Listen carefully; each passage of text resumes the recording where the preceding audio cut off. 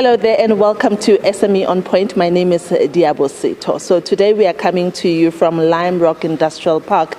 We have decided to visit Lindiwe Sanitary Pads that is run and founded by Lindiwe Sanitary, and she employs nearly 100 people in her business. She's in the business of manufacturing, packaging sanitary pads. Of course, this is an important business when you look at the number of young girls that need sanitary pads. Some of them don't go to school when they are on their monthly cycles, and this business seeks to do just that, to try and solve that problem. As you can see, we are at the packaging warehouse where all the ladies are packaging.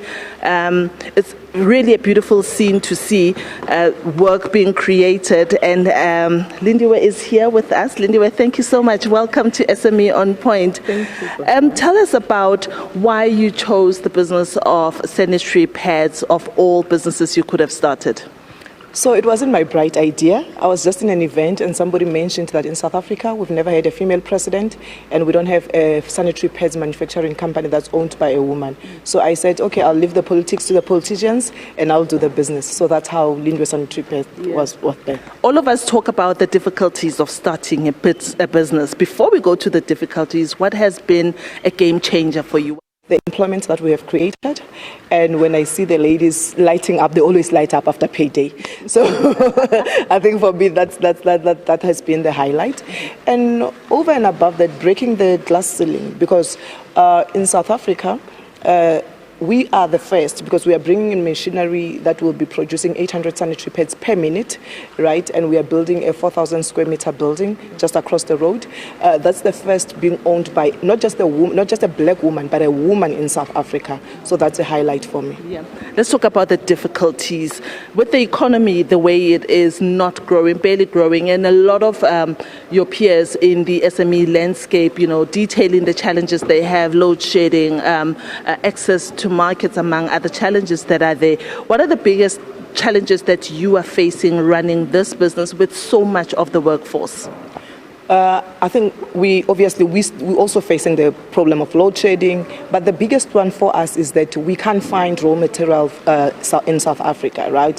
You've got to import the raw material. So that what that means for us as a small business is that we need to bulk stock the raw material. That means you've got to spend more. You've got to have more than 6 months worth of raw material stored. So that becomes a cash flow problem, because then money is trapped in the raw material.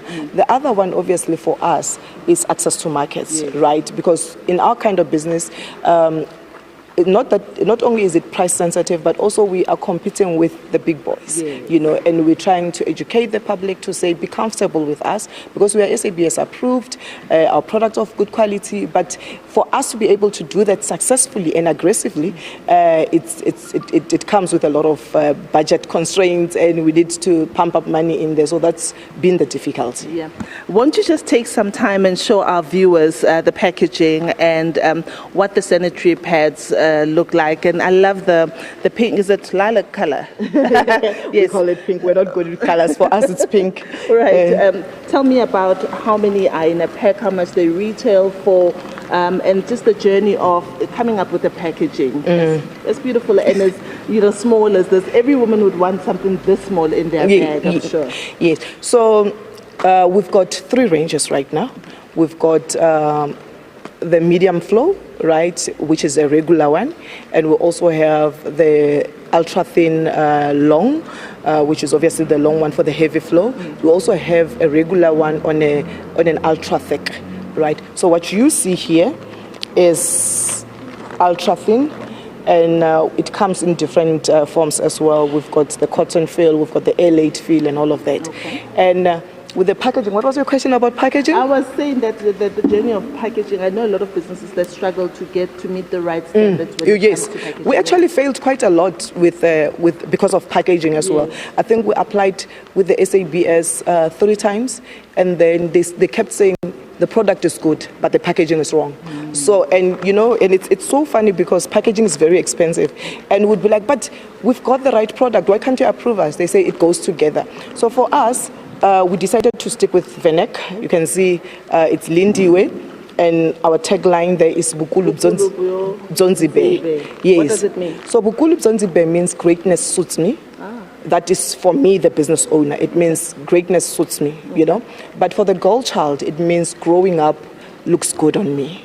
You know, so the message is that the young girls should be comfortable. The young girls should embrace menstruation, should embrace maturity and all of that. So we're just saying to the girl child, we're walking the journey with you, and it's okay to menstruate. You know, it's not that bad. Let's talk about where the world is heading to. A lot of businesses are talking about the compliance of ESG, environmental, social, and governance considerations, and many people are looking for alternatives to traditional sanitary pads as we know them. We're seeing menstrual cups, and of course things like tampons have always been there. How are you working with the business to make sure that you're not left behind when the world is moving to another product and you are still with sanitary pads? How are you making them environmentally sustainable? So, two things, right? When we speak about being environmentally friendly, we must also look at the costs that comes with it. So now in Africa, while the talk is good, the economic situation in South Africa is such that it's not friendly to the girl child, right? Because I think the DTI took us to Germany, I think 2 years ago or 3 years ago, and I came up with these bright ideas of how we need to make environmental friendly products and all of that, but they cost a little higher than this, right? And we found that the market here in South Africa is not as receptive to that because this is price sensitive, and our target market as well, you know, is struggling in terms they get social grants, they struggle, so every cent for them counts. So while as a business we want to do that, but because the market here in South Africa, perhaps we're not as educated enough about the importance of this, we found a lot of resistance.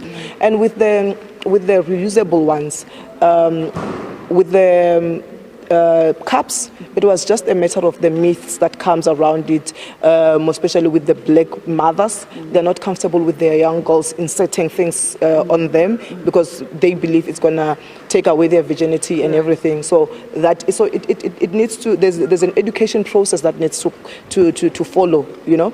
And then with the reusable ones, the cloth one, while it's a good idea and stuff, but we found that because we struggle with a lot of water here in South Africa, with water, then it becomes difficult now for some other people to be able to keep that in a hygienic condition. But it's more accepted, that one. But if we could solve the water issue, women could use that. So yeah. So here on the show, I'm quite big on us creating a lot of Lindiwes, right? So we can grow the economy. There's someone sitting at home now thinking, I would love to start a business like that, but where do I start? Can you give them a tip? It starts with the mind, you know, because when I started the business, I didn't have the resources, I didn't have the experience. It was just out of excitement, right? And I had a lot of doors closed on me and people saying, you can't make it. And I've always responded, it's not that I can't make it. The question is whether when I make it, you'll be part of the story or not. Making it is not even a question to consider. So now I'll say it starts with your mind. If you are resolute that you'll make it, so do whatever it takes. Don't give up. Go knocking on doors. You'll eventually make it, and you'll eventually get somebody who's able to help you. Right. Lindiwe, thank you so much for your time. I've been speaking to Lindiwe Ochopa. She's the founder of Lindiwe Sanitary Pads. We are out here in her warehouse where the packaging is happening. As you can see, the ladies are busy. Work has been created, and these packets of sanitary pads are destined for, when, as she says, particularly those that are vulnerable, that are still on social ground, but you can find them in the market. She's very optimistic about those who want to start a similar business, that it starts with a mindset. And we will obviously be uploading this episode of SME On Point on our Facebook page. Our handle is @SME On Point if you really want to look at this video again and to take down the name of Lindiwe Sanitary Pads so you can prioritize them when you go buy your toiletries one day. And that is all I have for you on SME On Point. Remember to support small businesses in your communities, and let's make those rands and cents circulate.